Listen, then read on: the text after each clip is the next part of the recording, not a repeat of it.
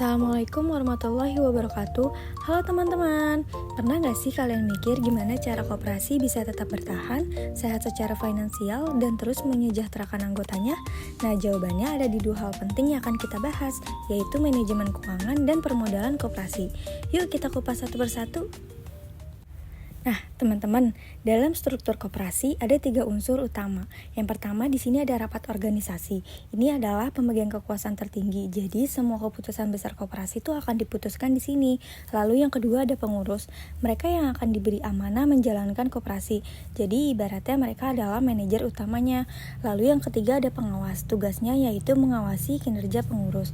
Nah, dari 3 ini yang paling banyak terlibat dalam operasional sehari-hari adalah pengurus, karena mereka harus punya kemampuan dan komitmen tinggi, terutama dalam mengelola keuangan koperasi.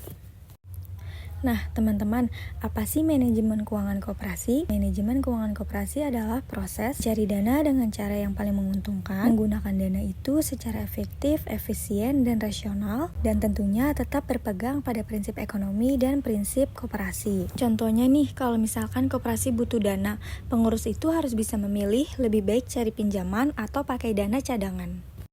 Manajemen keuangan ini mempunyai 4 fungsi utama, yaitu perencanaan, merancang kebutuhan dana dan tujuan keuangan koperasi. Yang kedua, pengorganisasian, mengatur siapa aja yang mengelola dana dan bagaimana sistemnya. Yang ketiga, pelaksanaan, menjalankan rencana keuangan sesuai program. Dan yang terakhir, pengendalian, mengevaluasi apakah dananya sudah digunakan secara rencana atau belum. Nah, tanpa manajemen yang baik, keuangan koperasi ini bisa kacau. Dan tujuannya adalah menjaga stabilitas usaha, mengoptimalkan modal, dan meningkatkan kesejahteraan anggota. Nah, kenapa sih modal itu penting? Oke, kita ibaratkan modal itu sebagai darah bagi koperasi. Kalau misalkan gak ada darah, tubuh kan gak bisa hidup ya. Sama seperti koperasi. Tanpa modal, koperasi itu gak bisa menjalankan usahanya. Modal ini bisa berupa uang tunai, aset tetap seperti mesin dan gedung, stok barang dagangan, bahkan semangat dan tekad.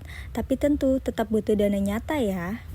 Dari mana sih sumber modal koperasi? Nah, sumber modal koperasi di sini ada 2. Yang pertama dari luar. Dari luar ini bisa dari simpanan sukarela, pinjaman bank, bantuan pemerintah. Nah, kalau modal dari dalam yaitu dana cadangan, SAHU ditahan, dan penyusutan aktiva tetap. Koperasi yang sehat harus bisa membentuk modal sendiri secara mandiri, bukan selalu bergantung pada pinjaman luar.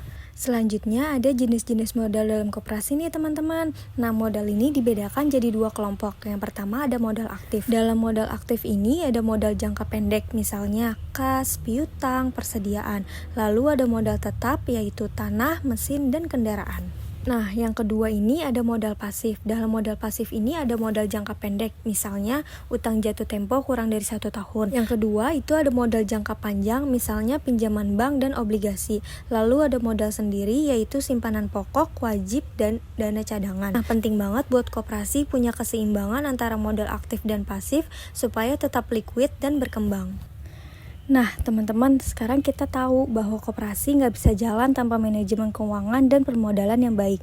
Kalau kita jadi anggota koperasi, yuk ikut berpartisipasi aktif, simpan rutin, hadiri rapat, dan dukung koperasi untuk semakin maju. Sampai ketemu di video selanjutnya, jangan lupa like, share, dan subscribe ya.